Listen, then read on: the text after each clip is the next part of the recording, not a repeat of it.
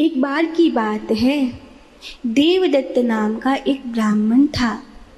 उसके कोई संतान नहीं होती थी, तो उसने अपने घर में अपने बड़े वडील गुरुदेव को बुलाकर यज्ञ कराने का निश्चय किया।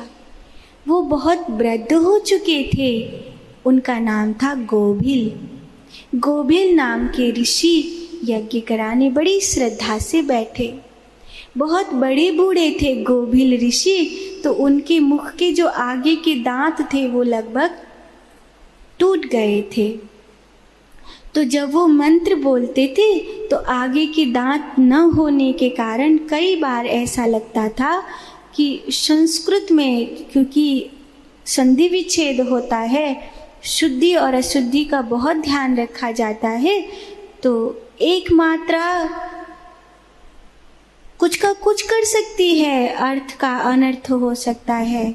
तो गोभिल मुनि थोड़े से वो हो गए, निराश हो गए, जबकि उन्होंने एक भी मंत्र गलत नहीं बोला था। यज्ञ पूरा हो गया है, यज्ञ के फलस्वरूप तेरे संतान तो होगी, लेकिन यज्ञ के आचार्य के प्रति तेरी श्रद्धा नहीं है ब्राह्मण। तेरे जो पुत्र होगा वज्र मूर्ख होगा, क्योंकि तू स्वयं एक मूर्ख आदमी है। तुझे अपने आचार्यों में दोष दिखाई दे रहा है। तेरी मूर्खता का क्या ठिकाना।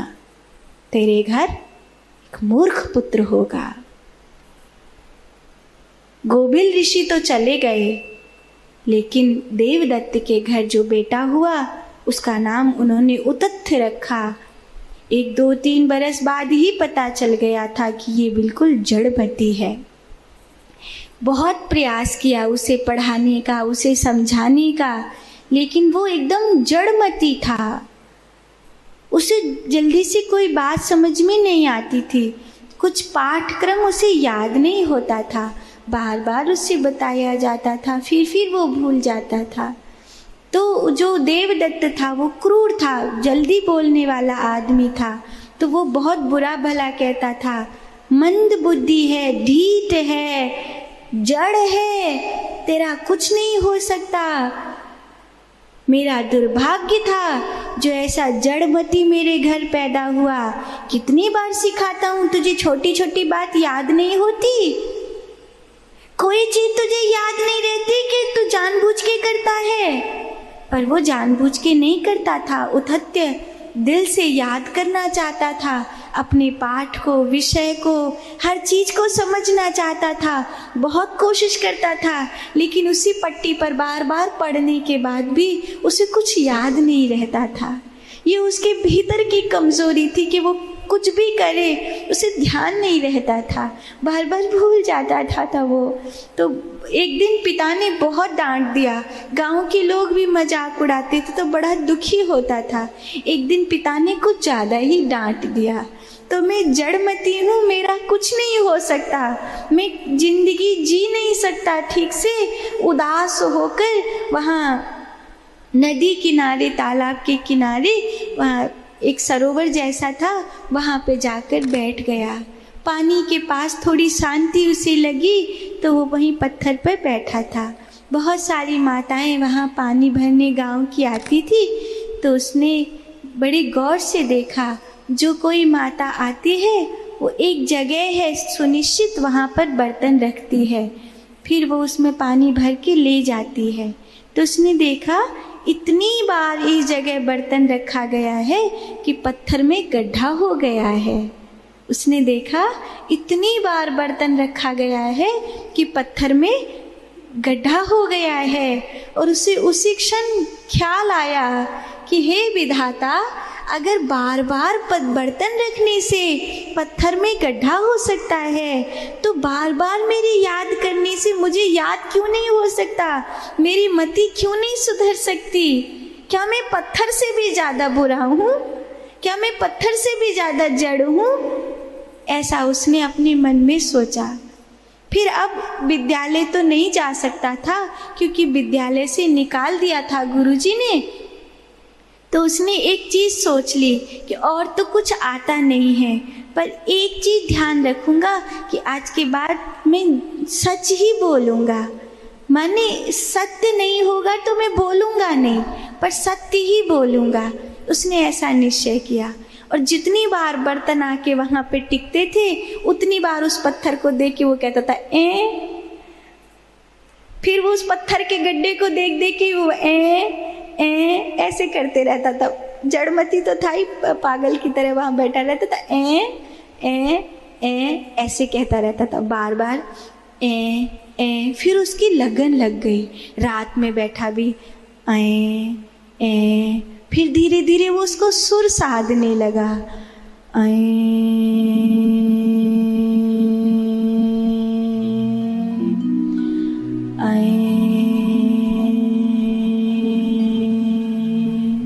उसकी मुट्ठी बंद हो जाती थी और वो पूरी रात बैठकर ऐसे करता था और भीतर से जो वाग बीज है वो प्रकट हो गया।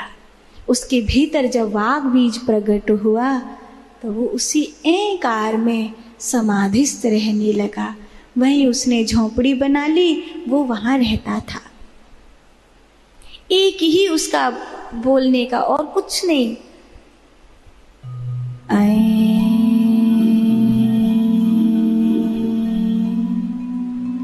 मुट्ठी भीज कर बोलता था। वाग बीज को सिद्ध करने की दो मुद्राएं हैं, ज्ञान मुद्रा या अपनी मुट्ठियों को बंद करके अपने घोंटू पर रख लो। ये मुद्रा भी वाग मुद्रा होती है। अपनी नाभि के पास ये मुद्रा, अपने इस हाथ की उंगली को मध्य में लेकर आए। इसकी जो गांठें हैं इसको इस हथेली के मध्यस्थ की रेखा में लगाया। ये जो रेखा होती है ये हमारे मस्तिष्क की रेखा होती है। ये जो हमारे मस्तिष्क की रेखा होती है, यहाँ पे जब हमारी इन गांठों का स्पर्श होता है तो ये जो मस्तिष्क से कनेक्ट हो जाती है। और ये जो उंगलियां हैं, ये जो पोरुआ हैं, बुध, सूर्य, शनि और बृहस्पति, ये इस मध्य की उंगली से जुड़ते हैं। तो ये जो मुद्रा है, और इस प्रकार अंगुष्ठ एक दूसरे के ऊपर, वाग मुद्रा। फिर ज्ञान मुद्रा, सबसे पहली उंगली और अंगुष्ठ का इस प्रकार स्पर्श होता है। ये मुद्रा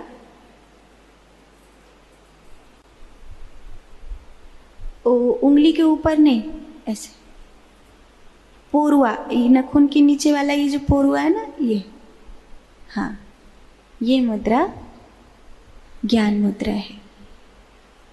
वाग मुद्रा, ज्ञान मुद्रा, अहम बीज, या फिर कुछ नहीं हो तो अपनी मुट्ठी को, ये जो पोरुए हैं, ये बीच वाली उंगली को, ये बीच वाली रेखा को इस तरह, ये भी बड़ी शांति और ज्ञान वर्धक मानी जाती।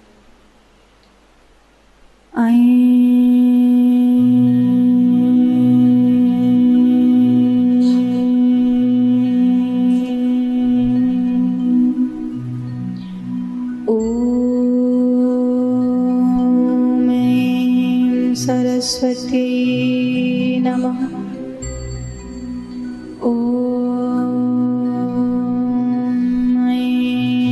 सरस्वती नमः। ओम सरस्वती नमः। ओम सरस्वती नमः। इन शब्दों को ओम ऐं सरस्वती नमः एक श्वास में बोलना।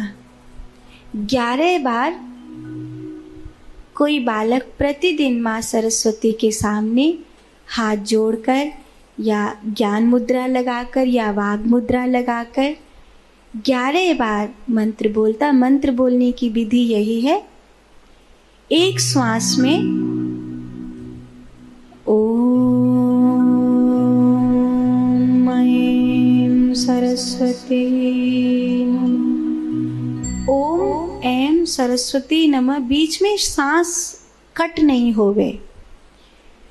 ओम ऐं सरस्वती नमः। ओम ऐं सरस्वती नमः। ओम ऐं सरस्वती नमः। उसका वाग भी सिद्ध हो गया। और कहते हैं एक दिन एक बहेलिया किसी हिरन के पीछे भाग रहा था। उस हिरन को बाण लगा है, वो हिरन घायल है, ज़्यादा दूर नहीं जा सकता, तुम्हारी ही झोंपड़ी के आसपास है। अरे तब तक वहाँ जंगल में रहने के कारण उतथ्य का नाम सत्यव्रत हो गया था, क्योंकि वो कभी झूठ नहीं बोलता था। ये सबको पता था कि उतथ्य कभी झूठ नहीं बोलता, चाहे प्राण चले जाएं वह सत्य ही बोलेगा। बहेलिया कहता है, अरे सत्यव्रत, मैं जानता हूं वो हिरन यहीं कहीं है। क्या तुमने उस हिरन को देखा है? वस्तुतः उतथ्य ने उस हिरन को देखा था। वो उन्हीं की झोपड़ी के पीछे है। लेकिन अगर वो ये कह देते हैं कि मैंने उस हिरन को देखा है, तो वो हिरन मारा जाएगा। और अगर वो ये कहते हैं कि उन्होंने उस हिरन को नहीं देखा है, तो वो झूठ बोलने का दोष लगेगा। चुप रह गए। मौनम स्वीकृति लक्षणम, तुमने उसे देखा है। चुप रह जाना भी संकेत है कि तुमने उसे देखा है। अरे मेरे मौन से वो हिरन मारा जाएगा। और उसी समय सारी दुनिया जिसे जड़ कहती थी, उन उतथ्य ने बड़ी प्यारी बात कही। या पश्यति न सा ब्रूतो, या ब्रूतो सा न पश्यति, अहो व्याध स्वकार्यार्थिन किम पृच्छसि पुनः पुनः। बड़ा प्यारा श्लोक है। या पश्यति न सा ब्रूतो, पश्यति माने देखना, ब्रूतो माने बोलना। जो देखता है वो बोलता नहीं है। और या ब्रूतो सा न पश्यति, जो बोलता है वो देखता नहीं है। जिन आँखों को दिखाई देता है, अरे व्याध, वो बोलती नहीं है। और जो जीव बोलती है उसे दिखाई नहीं देता। तो अहो व्याध स्वकार्यार्थिन किम पृच्छसि पुनः पुनः, फिर तू मुझसे क्यों बार बार पूछ रहा है कि मैंने क्या देखा है और मैं क्या बोलूं। ये पहला श्लोक था जो उतथ्य के मुख से निकला था। व्याध वहाँ से लौट गया। लोगों की भीड़ इकट्ठी हो गई, जिसको पूरा गांव जड़मती कहता था। उन्होंने इतनी बड़ी बात कैसे कह दी, जहाँ बड़े बड़े समझदारों को भी मार्ग समझ में नहीं आता। उस हिरन की रक्षा भी कर ली उन्होंने और असत्य भी नहीं बोला। ये कैसे हुआ? और तब उन्होंने कहा, ये अहंकारी बीज माँ सरस्वती की कृपा से हुआ है।